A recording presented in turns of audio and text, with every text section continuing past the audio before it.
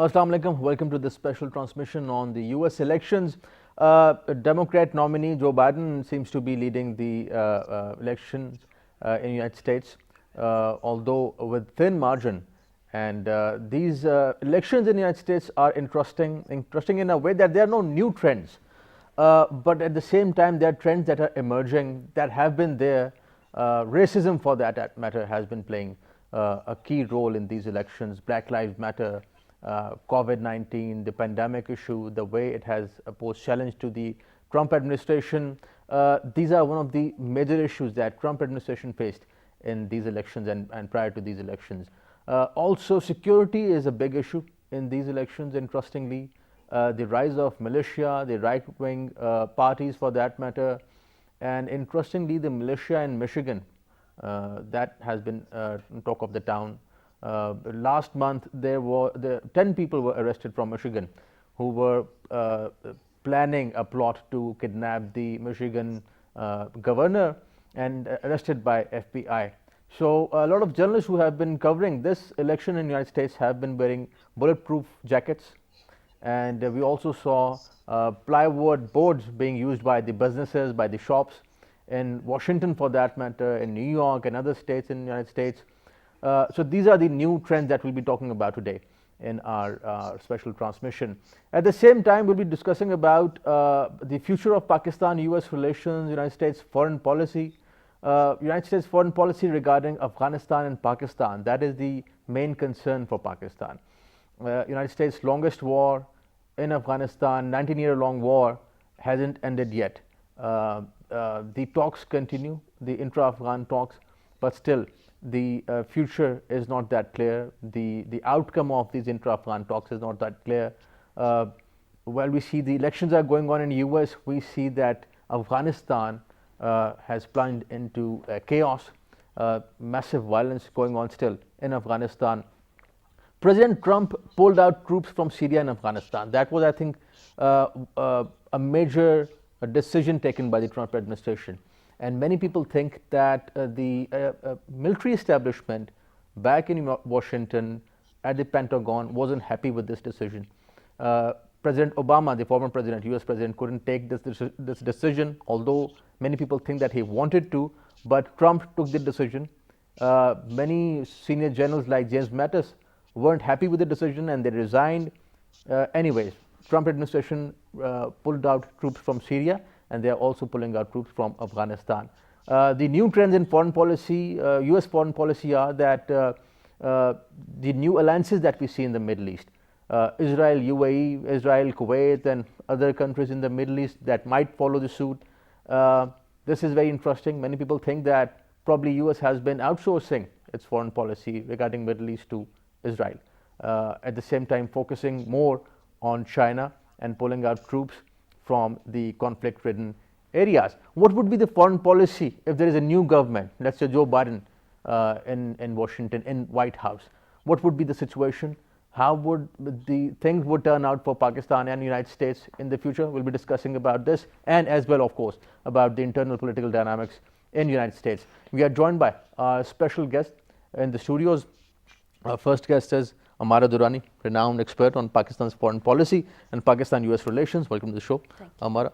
We're also joined by Mr. Sarfraz Ahmed. He's an expert on international relations and United States and the internal political dynamics as well. Welcome to the show, Sarfraz. On Skype, we'll be joined by Sumbul Aurangzeb. She's campaigner for Democrats. We are joined by Sumbul. I welcome Sumbul for joining us. And in a while, probably we'll be joined by Wajahat Khan, renowned journalist from Pakistan, based in New York. We might be having him soon on Skype. Amara, talking about these new trends, I would say, not new, they have been there, this structural racism, I would say, the issue of Black Lives Matter and all that. First of all, talking about these trends that have re-emerged in US in the, I would say, in the last 2 years. How do you see them and their impact on US internal politics? I think the biggest statement which these elections, the big message that these elections have sent out to the world is from the American people. Right. how seriously they take their democracy and how, to what extent they are willing to take risks to come out and protect that democracy and a peculiar form of inclusive, respectful democracy. You know, this is a vote that has been cast in COVID era in millions. I mean, the turnout ratio is incredible. That's right. And it is strong on both sides. It's neck on neck. So it's a very strong message by the American people to the world that regardless of how the American brand may have been perceived in the last 4 years, the people have turned out to send a message that that is not true America. And that this is a country which will remain committed to democracy as a political ideal and a political system. And I think that's a message that authoritarian and quasi-authoritarian governments need to understand and take seriously. If there was any comfort in the last 4 years that this is a Trumpian era, each to his own, and there is no accountability and there will be no public reaction, Right. I think the US is going to come back with that resounding message that they take inclusive democracy seriously, and that will be their first and foremost talking point with any government that they perceived as less than inclusive or democratic. So I think that's a big message that Joe Biden would make sure he sends out in his negotiations with China, in his negotiations with Russia, in all the Arab states, and that includes the Israeli-Palestinian question, on which the Biden administration has a clear-cut policy. Right. They've already articulated a range of measures, pro-Palestinian measures, that they would be undertaking to kind of reverse. This is very interesting. Israel and Palestine issue, and I remember Netanyahu, the Israeli Prime Minister, when he bypassed the president and he addressed the Congress, and Congress didn't invite former President Obama. So that was interesting. I mean, Israel's relations with the Democrat Party, that is very important. Sumbul, talking about these new trends that we see in the United States, again, I would say not new in a sense that these trends have been there. I mean, several American academics, Fareed Zakaria for that matter, in his book Future of Freedom, he talks about these liberal democracy and illiberal democracy, the trends that have been there in the United States, structural racism for that matter, Black Lives Matter, militia and all this. How do you see these emerging trends and their impact on this election specifically? Yeah, absolutely. Structural racism, the unrest that you see in the United States, this is as American as apple pie, as the saying goes. This is a part of our history, and this is something that's always been there. And it is something that we as a society have to continue to address and continue to work on. So, you know, these protests that you've seen, the Black Lives Matter protests, the protests that flamed up, especially after the George Floyd incident, this is nothing new. And I think that this election, basically, you know, in the United States, it's very difficult to beat an incumbent president. It's happened, I believe, maybe 3 times in our history, in our recent history, when someone is already sitting in office, like Donald Trump was. Usually he wins. So the fact that right now Joe Biden is ahead, and inshallah, you know, he's going to be the president of the United States, I think that this is a message from the American people that we are scared of the division that has been cultivated with Donald Trump as president.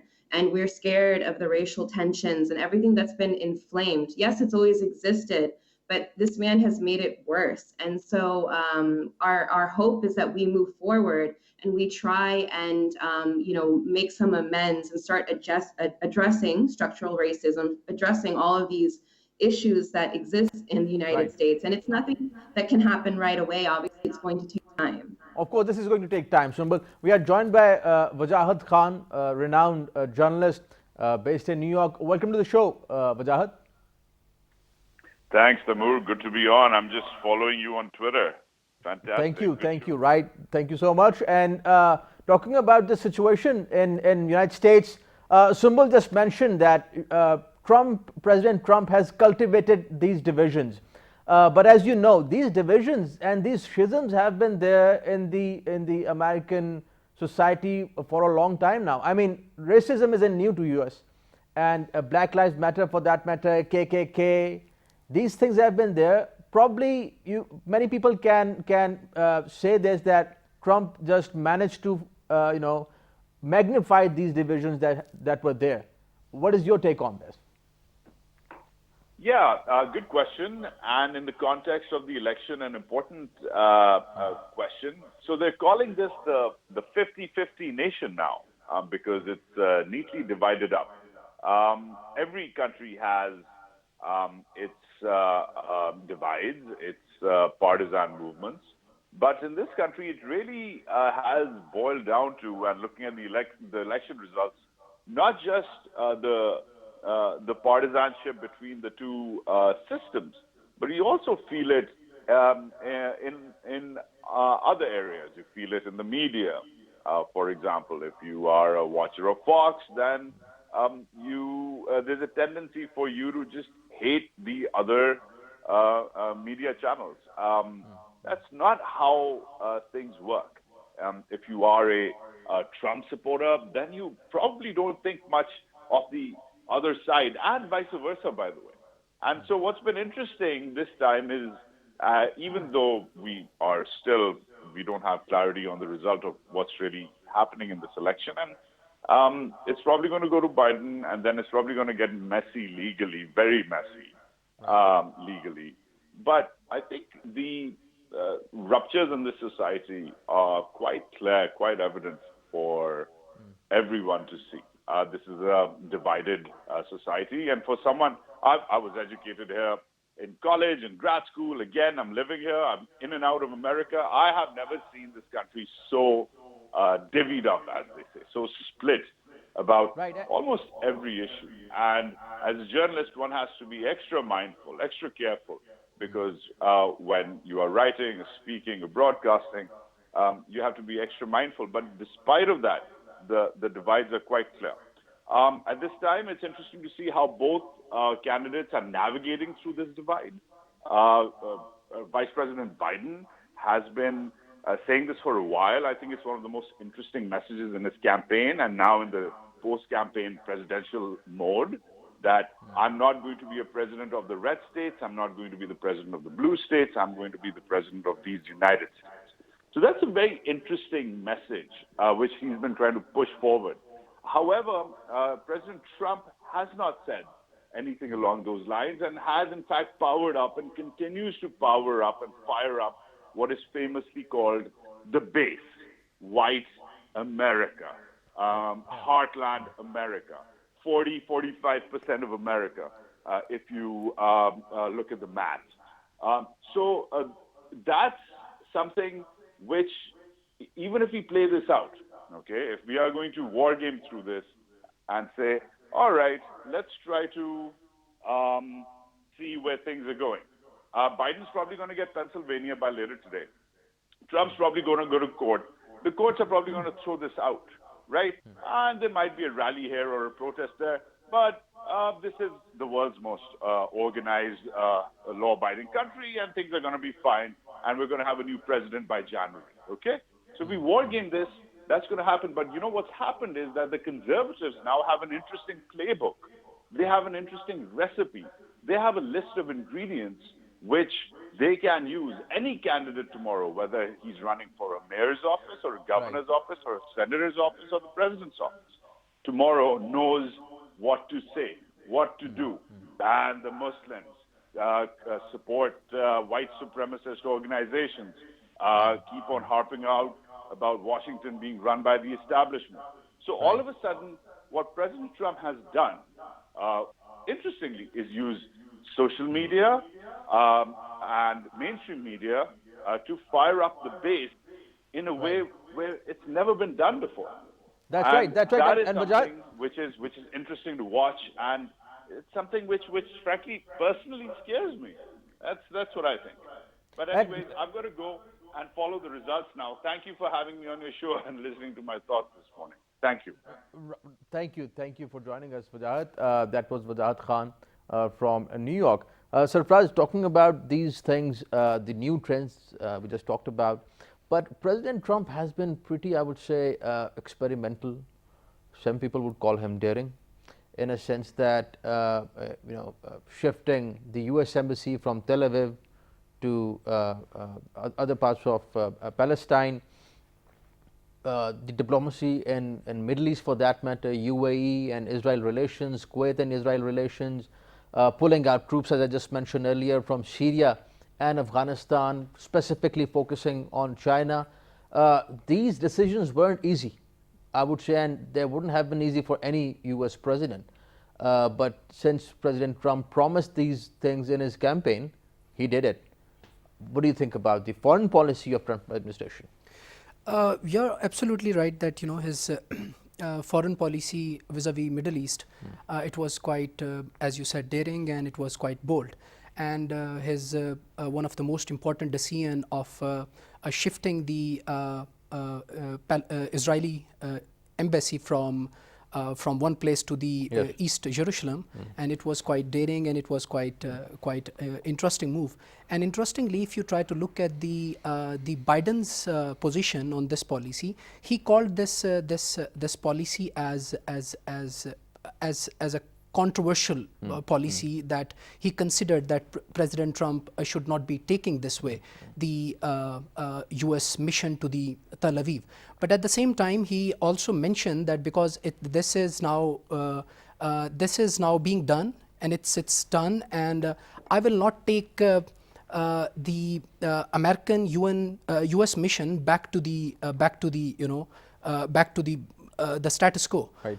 So yes, you are absolutely right that the policies he made vis-a-vis Middle East were quite controversial, and also, as you have mentioned in your introduction about the resignation from the Trump administration, specifically James Mattis, he had quite differences and disagreements Trump, right. with Trump's foreign policy vis-a-vis Middle East, and it wasn't easy to convince Pentagon or the military establishment to pull out troops from these two countries. Yes, absolutely right. And if you try to find out the reports, reportedly Washington, Pentagon and CIA, there are a couple of officials, they have refused to work under Trump administration if Trump got re-elected. So that was, that is interesting thing that, they have refused to work under Trump administration if he got re-elected, and if he managed to secure 4 more years. So it will be difficult for them to work with Trump administration the way he is, in an unconventional way. He is trying to bypass the, the Pentagon and CIA and other institutional frameworks in American foreign policy. Right. Amara, the future of this region and US involvement and, I would say, influence and impression on this region is something that is very important for Pakistan, for the region as well. So all eyes on US elections specifically. How do you see the future of US influence in this part of the world? Well, the influence is not going to wane off, for starters. It's going to be a tall order for all actors in the region, not least because of the US presence in Afghanistan, which is still very much there. And there is no clear-cut policy ownership by the Democrats of the current administration's pact with the Taliban. So we'll have to see what an incoming new administration brings to the table as far as US policy, new or revised policy vis-a-vis the Taliban is concerned. I think this is going to be quite tricky for Pakistan in particular. The Democrats are known to get along very well with India. India and Indian commentators have been busy very openly supporting the Democratic Party and establishing policy links and a full-fledged agenda for a Biden administration vis-a-vis India. There has already been a certain stage set to build conflict with China. There seems to be a bipartisan consensus or a bipartisan acceptance that perhaps China is going to be the next big threat that the US has to confront in the Indo-Pacific and the region. And so that, and given the Trump administration's controversial history with Russia, I would assume that Joe Biden would come to this region with a more aggressive stance towards Russia also. We will see how the administration, a Biden administration may respond to the Iran question. We have a legacy of President Obama who played an instrumental role in negotiating the deal with Iran on the nuclear weapons, and one hopes that perhaps a positive step in revival of that momentum may create some kind of equilibrium for overall regional actors, because we know that China has initiated policy discourse on the need to create a regional balance and opening of dialogue with Iran on the nuclear weapons. So there are those openings for positive collaboration as long as certain newly ambitious states do not tilt the favor and take the US towards a conflict paradigm. It's a half and half, and we'll have to see how things pan out. Right. And Sumbul, President Trump has made some, I would say, very important decisions for United States. As you were mentioning, the internal political decisions that were taken by the Trump administration, from internal political decisions to foreign policy. I mean, each and every decision taken by the Trump administration was very important for United States itself and for the world. I mean, the militias that we see in Michigan, the racism that we see in US, from that to pulling out troops from Syria and Afghanistan and Palestine issue and all this. Do you think that if, let's say, assume there is a new government, if Biden is the president, would that be easy for the new administration, for the new president in US to undo all these things? And what would be the impact of these decisions on US as well as on the world? So one of the issues is that we do think that Joe Biden is going to have a very difficult time undoing some of the damage that Donald Trump has done. Donald Trump is what we would call more of a isolationist president, right? Where he's just focused on the United States. But we know that we live in a global society now where we all have to interact with each other. So, for example, Donald Trump pulling out of the Paris Accords, that was a big hit to the United States throughout the world. Basically, it hurt our reputation. So that's something that, Joe Biden is going to be looking at again. How do we re-engage with the rest of the world? How do we develop friendly relationships? How do we rebuild our relationships with our allies? Donald Trump had very good relationships with people who are usually considered more of our adversaries, like Russia or North Korea. But we want to get back to United States having those good relationships with our allies, including, those in Europe. It's going to take a long time. Foreign policy, domestic policy. Donald Trump has really done a lot of damage to the immigration structure in the United States and the immigration system, and that's going to take quite some time and quite some effort to get back on track. I guess basically. Right. That's Sir Fraz, these decisions from domestic to foreign policy have been very important. How do you see the future of Pakistan-US relations, specifically looking at Afghanistan? Pulling out troops is very important, but at the same time, Pakistan would want a responsible withdrawal of troops from Afghanistan. How do you see it?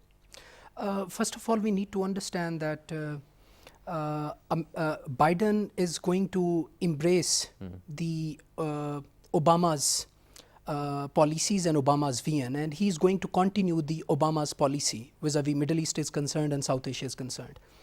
And as far as on similar lines, you mean? On similar lines, yes. And it is important for Pakistan to chalk out its own strategic and foreign policy objectives. And it is not something that Pakistan should wait that what's going to be American response towards this region. Pakistan must have its own clear foreign policy objectives vis-a-vis the keeping the new administration in place in account. So Pakistan must have its own foreign policy objective in mind. And to my understanding, that I don't think so that that America under Biden administration is going to revise American foreign policy vis-a-vis South Asia. And America no way is going to commit itself, to defend Pakistan against India and their foreign policy, of course, in East Asia and South They Asia. recently had the BICA agreement, BICA agreement, yes. providing a real-time intelligence and information to India. India, and also you have to consider the quadrilateral, the Japan, Australia, and India Quad 4. So they are just making a kind of formulation of alliance in East Asia and also South Asia to contain China, whether you agree or not. But their intentions are to contain China and the rise of China. So their policy will be very clear, and India will be at the center in Asia Pacific region, whether it's South Asia, whether it's East Asia. So This is going to be interesting. Amara, being tough on China, I think, has been pretty popular back in US, and this point has been selling somewhat in the domestic politics. Of course, I mean, foreign policy and domestic politics is interlinked, and pitching India against China probably was Trump administration's idea. But do you think that Democrats can continue this idea in future? So there are 2 points that I would hold a light on. I'm not sure if the Biden administration is going to simply copycat Obama's foreign policy agenda. There are certain reasons for that. First, the Trumpian era fundamentally altered foreign policy paradigm for the US, and that had has had far-reaching consequences on altering the international order. We are now in a COVID era where are a number of factors, an incoming Biden administration will need to look at afresh.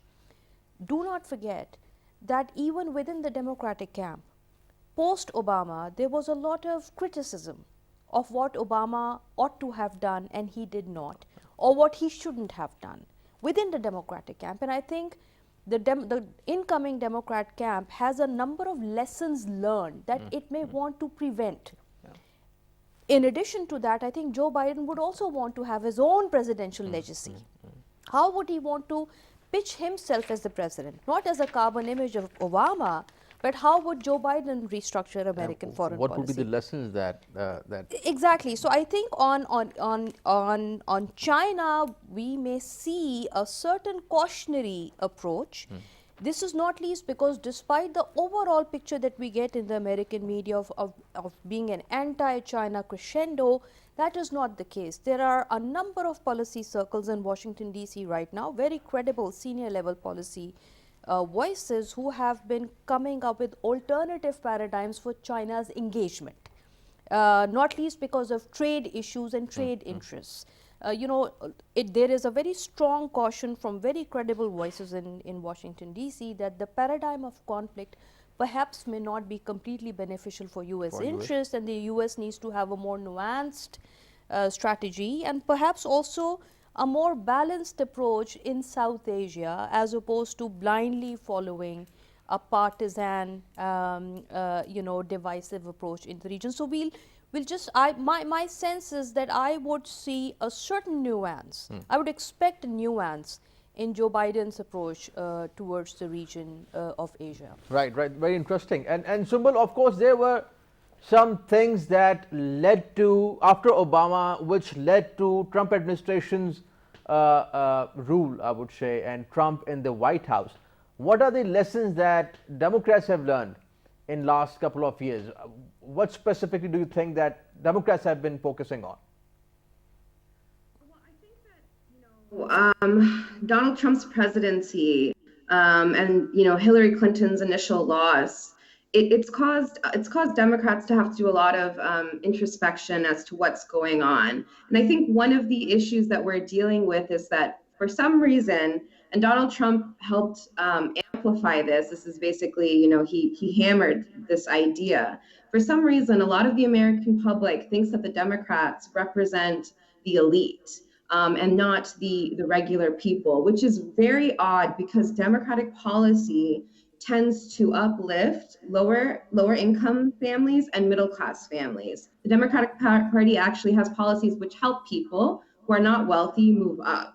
And the Republican Party tends to have policies which favor the financially well-off people. But that's not what people think. So for some reason, the Democrats are facing basically a public image crisis. So that's something that we have to work on. We have to figure out, how do we make people understand that we do represent lower income Americans, middle class Americans, just the regular average American Joe? That's something we have to work on with messaging. I mean, I'm not sure how we're going to do it, but it is something that needs to be done. Otherwise, what we're dealing with the future, with how to move forward. At this point, honestly, I'm just so relieved that we might be able to, or that we are moving forward with Joe Biden. I do think that our approach is going to have to be a little bit different. We are, when Donald Trump originally won, he won those states which we call the blue wall, which in the Midwest, Pennsylvania, Michigan, Wisconsin, which used to be dependable Democratic states. And these states, have a large middle class white population. These are people who worked in factories. These are people who don't necessarily have higher education, but they ended up voting for Donald Trump. Now they're back. They voted for Joe Biden. So I think what we're going to have to do is we have to make sure that we stay engaged with these populations, that we understand what it is that they want. So maybe our focus shouldn't be so much foreign policy. Maybe our focus should be a little bit more domestic policy. Right. And Subal, how do you see the Pakistan-US relations in future? You have seen the Republicans, Trump administrations dealing with with Pakistan. Earlier, during the Obama era, we remember that there were President Obama never visited Pakistan, by the way, not even once in his 2 tenures. Unprecedented number of drone strikes in Afghanistan and in Pakistan. The violence was on the rise. Things weren't that smooth between US and Pakistan. There were ups and downs as well in the previous Democrat administration. This time, do you think that things would be different? I do think so. So one of the things about Joe Biden's campaign and about his administration that he's been putting together is that a lot of the Muslim American and a lot of the Pakistani American community actually supported Bernie Sanders. And one of the reasons why they supported him was because of his foreign policy approach. And we were upset about the drone strikes that were happening in Afghanistan and in Pakistan. We were upset about other things happening under the Obama administration. So this is one thing that we had very high level policy people from the Biden campaign speaking to our community. And, Joe Biden was he was the first presidential nominee who had a specific individual for Muslim American outreach. So, we spoke about Kashmir with the Joe Biden administration. We spoke about the drones to the Joe Biden administration. So I think that he's well aware that the population is concerned about these things, and we're not going to accept what was happening basically under the Obama administration. And the thing is, here in the United States, the South Asian population tends to blend together. So, I've been working with Indian Americans, with Pakistani Americans, and there was this tension between the two. It's very funny. There were some Indian Americans who thought that Joe Biden was going to be so very pro-Pakistan and that this was going to hurt India. And this was because of Joe Biden's Kashmir policy, where he basically came out and said that, the Kashmiri people deserve to have their voices heard. There are human rights issues there that have been going on from the Indian government. And then we had Kamala Harris, who also spoke out for the Kashmiri people.